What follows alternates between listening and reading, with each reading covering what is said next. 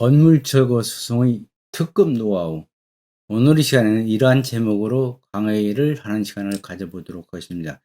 구독, 알람, 좋아요.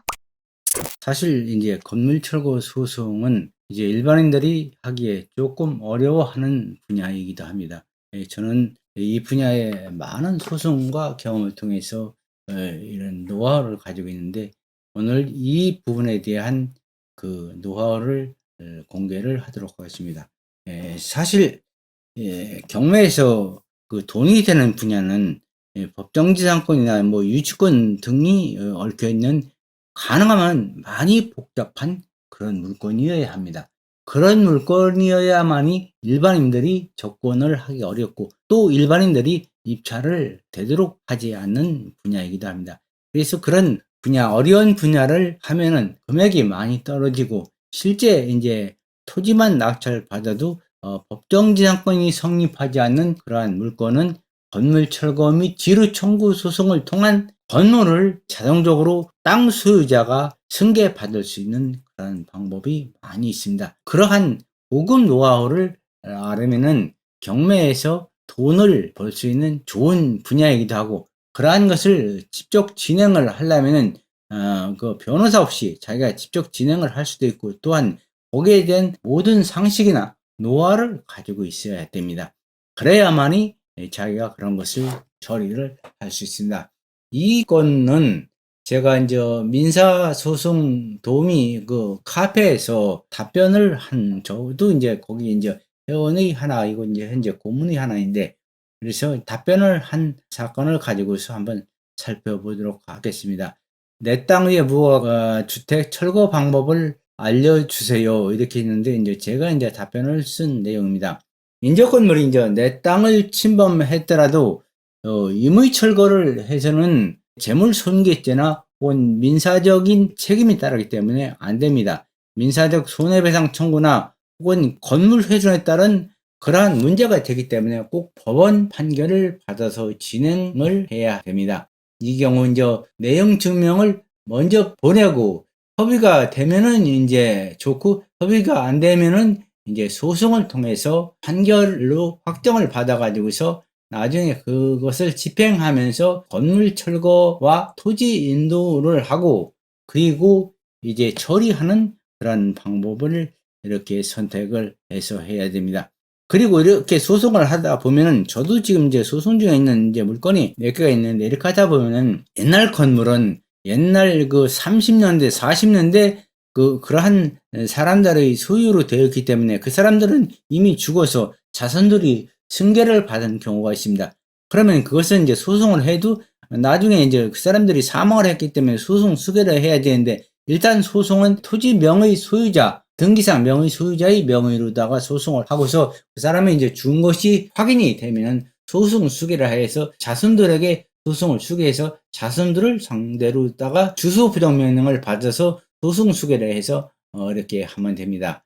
그리고 타인의 토지에 일단 이제 지어진 건물은 동일성이 이제 성립되지 않고 하기 때문에 이제 법정지상권이 성립되지 않습니다. 서령 그 토지의 동의나 또는 허락을 받았다 하더라도 법정지상권이 미성립합니다. 그런데 이 경우는 법정지상권이 성립하는 경우가 딱 한 가지가 있는데, 미등기 무허가 건물이라도 먼시 취득다. 그러니까 소위 그 집을 지은 사람, 원래 소유자, 원래 그 집을 지은 사람에게 예전 농지법 시행 이전에는 농지에도 건물을 임의로 지을 수 있던 시기도 있었습니다. 그래서 그 사람에게는 이제 그 원시주택자로서 미등기 무허가 건물이라도 그 건물에 대한 소유권을 인정을 합니다. 이건 대법원 판례로 나와 있습니다. 2009 다 66950 판결, 아주 유명한 판결이기도 합니다. 그리고 이제 여기서 또 한 가지 중요한 것은, 이제 그 취득시효를 주장해서 취득시효의 시효가 넘어가면은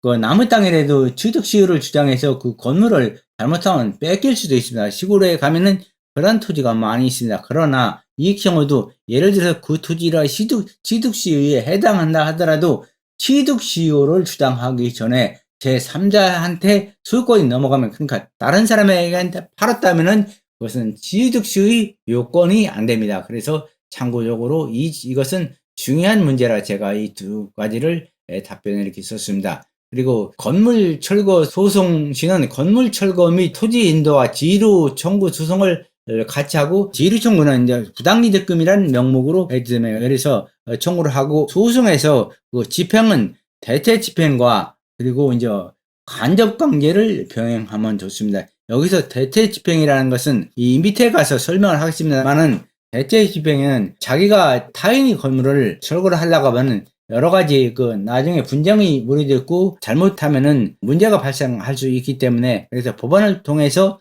법원 집행관을 통해서 그렇게 처리하는 방법입니다. 그런데 이 대체 집행도, 법원을 통한 대체 집행은 처리하는 비용을 상대방에 청구할 수 있습니다. 그리고 간접관계를 같이 병행하면 좋습니다. 이 경우 간접관계를 하면은 이 건물을 철거하고 토지를 인도하기 전까지는 지루를 받을 수 있는 그러한 것입니다. 참고적으로 제가 이제 소장을, 이건 서식, 대부분 서식에 나와 있는 사항인데, 이제 이거보다 이제 저는 항상 좀 잘 씁니다. 그래서 나와 있는데, 소장, 원고, 누구누구, 이름하고 피고, 배째라, 뭐 이렇게 해서 해놨는데, 건물 철거 및 대지 인도 청구의 소송을, 이게 이제 서식 35에 나와 있는 것을 그대로 따왔습니다. 청구 취지, 피고는 원고에게 별지 목록 기재 건물을 철거하고 같은 목록 기재 대지를 인도하고 몇 년 몇 월 며칠부터 인도일까지 월 얼마에 대한 돈을 지급하라. 이것이 이제 이를테면 이제 간접강제를 병행한 것입니다. 그리고 소송 비용은 피고의 부담으로 한다. 위 1항은 가집행할 수 있다라는 판결을 꼭 이거를 넣어야 됩니다. 그리고 청구 원인은 쭉 썼는데, 원고는 별지 목록 기재 토지 소유상 소유자인 바, 피고는 별지 목록 기재 토지의 2000 몇 년 몇 월 며칠부터 기재 건물을 건립하여 소유하면서 아무런 권한 없이 불법으로 이 토지를 점유하여 원고에게 임류 상당의 손해를 입히고 있습니다. 그러니까 이게 피고가 타인의 토지에 건물을 건립해서 지루 상당의 손해를 입히고 또 타인의 토지를 점유했다, 그런 얘기입니다. 그러므로 원고는 의 토지의 소유권에 기한 방해 배제 청구권 등을 행사하여 피고에 대해 불법으로 건축된 별지 목록 기재 건물 철거 및 권한 없이 점유하고 있는 대지에 대해서 인도를 청구하고, 아울러 불법으로 점유당하고 있는 원고의 토지 소유 토지에 대해서 피고 사용 수익 일부터 피고가 점유한 날로부터 토지 인도 완료일까지 임료 상당의 손해배상을 지급을 청구하여 이 사건 소를 제기합니다. 여기서 손해배상이라고 이제 청구하는 것이 좋습니다. 임료라고 청구하는 것보다 가능하면. 그래서 이렇게 하고, 입증방법 갑재 이르투 등기부 등본 토지대장 통구상 내용 유명 이렇게 하고, 입증방법 각 일통의 소장 부분 송달 납부서 이렇게 해가지고 했는데, 또 여기 서식 상습식 구조는 통상 일반적으로 이제 많이 쓰는 그런 것입니다. 그래서 소장 이제 원고 피고 이렇게 했고, 청구 취지 여기는 통상 건물 철거할 때는 이렇게 이제 세분해서 해야 되나, 원고에게 피고는 무슨 등 몇 평방에서 별지 도면을 뒤에 첨부해 표지 1, 2, 3, 4, 1, 각선 1, 2, 3, 4 이렇게 각선을 연결하는 선내 기억 부분, 요 이제 부분에다 이제 기억 부분 하고서 1, 2, 3, 4 또 1 이렇게 연결이 돼야 됩니다. 지상 세파이프 기둥 비닐 지붕 화해 재배용 가건물 몇 평방미터 및 같은 도면 표시 5, 6, 7, 8 하고 이제 5까지 같이 이렇게 쭉 이제 둘러가 연결이 돼야 됩니다. 이렇게 다시 원점으로 같이 차례 연결한 선내 몇 평방미터 세파이프 기둥 비닐 지붕 화해 판면 가건물 몇 평방미터를 각각 철거해 의 토지 몇 평방미터를 인도하고 2000 몇 년부터 토지 인도 완료일까지 연 얼마의 토지 비율의 돈을 지급하라. 소송 비용은 피고의 부담으로 할 수 있다. 의 1항은 가집행할 수 있다라는 판결을 구합니다. 비용은 이것은 꼭 이렇게 청구하지 않아도 나중에 이것은 이제 감정 평가를 받아서 청구를 해도 됩니다. 이런 식으로 하고, 청구 원인을 여기 해놨고, 청구 임대차 종류, 결론 이렇게 쭉 해놨는데 참고해서 보시기 바랍니다. 그리고 여기서 이제 그 참고적으로는 부당이득금은 10년 지만 청구만 가능합니다. 그리고 이제 도로라든가 이런 거 행정관세 그 통상 그 하는 소송은 재정정리법에 따른 5년 지만 반환이 가능합니다. 그리고 건물 철거 시까지 지료는 간접강제를 병행해서 건물 철거 시까지 계속 지료를 받는 그런 것이기로 해야 좋습니다. 그리고 건물 철거는 상대방의 비용으로 건물 철거나 지상물을 철거토록 하는 대체 집행으로 처리하면 됩니다. 그래서 이 경우는 이제 대체 집행으로 처리하면 법원을 통해서 처리하고 그 집행을 상대방에게 청구를 할 수가 있습니다.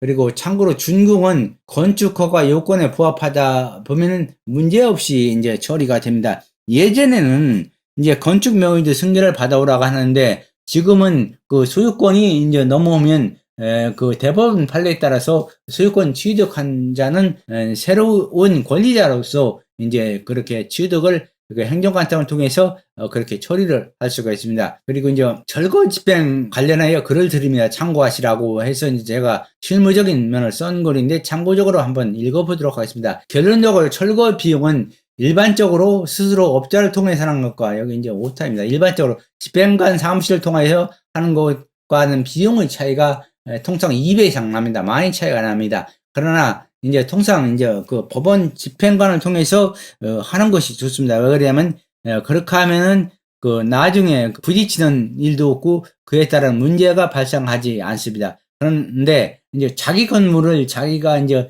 일되면 이제 상대방의 승인을 받아서 이렇게 철거를 하고 상대방의 저항이 없을 때는 의무 철거를 하는 방법을 택할 수 있습니다. 그러면 비용이 적게 들어갑니다. 그런데 대부분이 이렇게 소송을 하다 보면 감정이 격화되기 때문에 일반적으로 집행관 사무실을 통해서 하는 것이 좋습니다. 그리고 통상 철거 판결을 받으면 대체적으로 이제 대체 집행으로 하는데 이런 때는 이제 강제 집행 절차를 따라야 됩니다. 그리고 이제 그 철거 판결 시 대체 집행 결정은 통상 철거 판결 시에 법원이 지정하는 집행관으로 하도록 통상 이렇게 하면은 이제 인용이 됩니다. 물론 자진 철거에는 문제가 없으나 채권자가 철거 시는 수권 결정 시 대체 집행 결정문에 채권자로 하여금 대체 집행 시 자의 실시자를 집행관이 아닌 채권자가 지정하는 사람이나 채무자가 진행할 수 있도록 하는 수권 명령을 이제 따로 받아야 됩니다. 이거는 이제 비용을 줄이기 위해서 하는 것인데 이제 통상적으로 대체 집행을 많이 선호합니다. 소송하다 보면 감정이 격화되기 때문에 나중에 불상사도 일어날 수 있고 그럽니다. 그래서 이제 그렇게 합니다. 그리고 그 철거 특성상 채권자가 철거하고 그 채무자가 졌고 그 철거하는 시에는 이제 그 많이 저항을 하고 여기에 이제 다툼이 있습니다. 그래서 이때도 이제 철거 취지, 청구 취지를 이렇게 이제 자기가 철거한다 할 때는 청구 취지를 잘 써야 됩니다. 그래서 판사들이 그 승인을 잘 안 합니다. 왜 그러냐면 이런 경우는 이제 분쟁의 소지가 있고 그래서 법원 집달관이나 이런 사람들이 집행하는 이런 경우는 이제 이제 문제가 없는데 이렇게 채권자가 직접 철거한다는 경우에는 철거 판결에 대한 그 인용문을 청구 취지를 잘 써야 이렇게 해줘야 됩니다. 그렇지 않으면 이제 불상사가 일어나기 때문에 또 이런 때는 이제 경찰을 동원해서 협조해서 이렇게 이제 진행을 하기도 합니다. 그리고 이와 관련해서는 민사 실무체유 3권 562페이지나 564서 568페이지에 나와 있고 2014년 개정판의 경우 571페이지에 나와 있습니다. 그래서 신청서를 잘 써야 인용이 됩니다. 참고로 대체 집행시는 모두 패소자에게 받을 수 있으나 사실 돈이 없으면 못 받습니다. 그래서 암만 승소 판결을 받았다 하더라도 돈이 없으면 못 받는데 돈만 있으면 얼마든지 받을 수 있고 다른 재산이라도 있으면 그걸 찾아내서 물론 받을 수가 있습니다. 결론적으로 채권자가 결정하는 사람에게 이 진행하려면 수권 결정을 받아야 되는데 강제 집행 절차에 따라야 되고 법원으로 판결을 받았다면 가능한데 이때는 인용문을 청구 취지를 잘 써야 이렇게 허가가 됩니다. 그리고 철거 판결은 꼭 특정화돼야 하며 예를 들어서 가나 다라 여기 저기 이제 오타는 가까지 다시 연결이 돼야 됩니다. 이렇게 해서 해야 되고 인도명령에 따른 판결을 받아야 되고 내용이 판결 주문이 없다면 따로 명도하라는 명도의 권한을 받아야 됩니다. 그래서 처음에 그 소송할 때 명도까지 권한을 받아야 좋습니다. 그리고 철거 판결은 보통 완파하기 전 평당 11만 원, 15만 원. 그리고 성면에 있으면 더 살라고 한 성면에 있으면 비쌉니다. 옛날 그러니까 스레토가 있으면 상당히 비쌉니다. 그리고 전기, 수도, 정화도, 도시가스, 철거비는 또 별도로 나옵니다. 고철이 많이 나오면 고철값을 따로 받을 수 있고 철거 시에는 사업자로 업자로 해서 꼭 영수증을 받아야 됩니다. 그래서 나중에 이제 그 영수증을 가지고서 이제 상대방에게 비용을 청구할 수 있지만 특히 정화조 처리나 성면 처리 영수증도 꼭 받아야 됩니다. 나중에 이것을 안 받으면은 불법으로 성면이나 뭐 정화조 처리를 불법으로 처리했다고 이렇게 상대방에서 하는 경우가 종종 있습니다. 그리고 이제 대체 집행 시는 집행 비용을 이제 청구를 하면 됩니다. 이제 참고 3번 건물 철거 소송의 패소가 확정하여도 그 판결에 건물 철거하지 않는 이상 패소단 건물 매수 청구권을 행사하여 별도로서 임대인에게 건물 매매 대금을 청구할 수 있습니다. 그래서 뭐 이 경우는 이런 경우를 대비하기 위해서 철거를 하든가 철거를 안 할 때에는 철거 확정 판결을 받고 지휘로 청구를 명목으로 해서 건물에 대해서 강제 집행, 강제 경매를 진행을 합니다. 그리고서 철거 판결을 받은 원고가 낙찰을 받아서 그거를 자기 걸로 취득하면 됩니다. 즉, 이 경우는 예를 들어서 법정지상권이 성립하지 않는 건물 토지주가 그 건물 철거 확정 판결을 받아 건물을 경매를 집어넣으면은 그 예를 들어서 10억짜리가 1억까지 떨어져도 누가 쉽게 못 들어옵니다. 누가 들어왔다면 오히려 대금을 납부 안 하고 나중에 도로 나갑니다. 왜 그러면 낙찰을 받더라도 건물을 철거하는 비용과 철거를 해주고 모든 비용을 부담해야 하기 때문에 그래서 이 경우는 많이 떨어집니다. 그래서 거의 10분의 1 가격에 법정지상권이 성립이 않는 경우는 토지주가 건물을 낙찰을 받아서 이렇게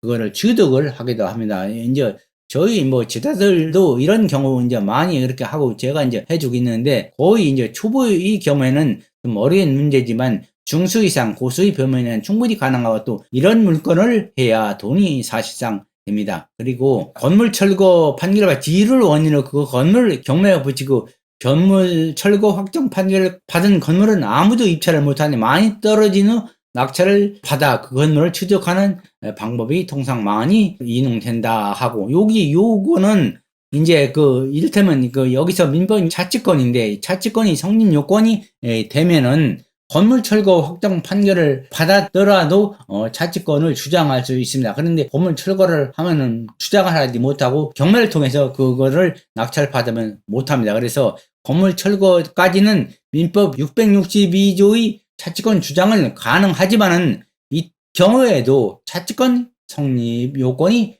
되어야만 가능합니다. 이 오늘 강의는 비교적 어려운 고소의 영역에 속하는 분야입니다. 그러나 이러한 부분을 알아야만이 경매를 하는 사람들은 돈을 벌 수가 있습니다. 이 고급 노하우를 여러분한테 이제 모두 공개한 것입니다. 여러분들 참고하시고 필요하신 분들은 이제 이런 것을 잘 이용하시고 또 이와 관련돼서 질문이 있는 분들은 저희 카페를 통해서 질문을 하시면은 제가 답변을 드립니다. 오늘 강의는 이것으로 마치도록 하겠습니다. 감사합니다.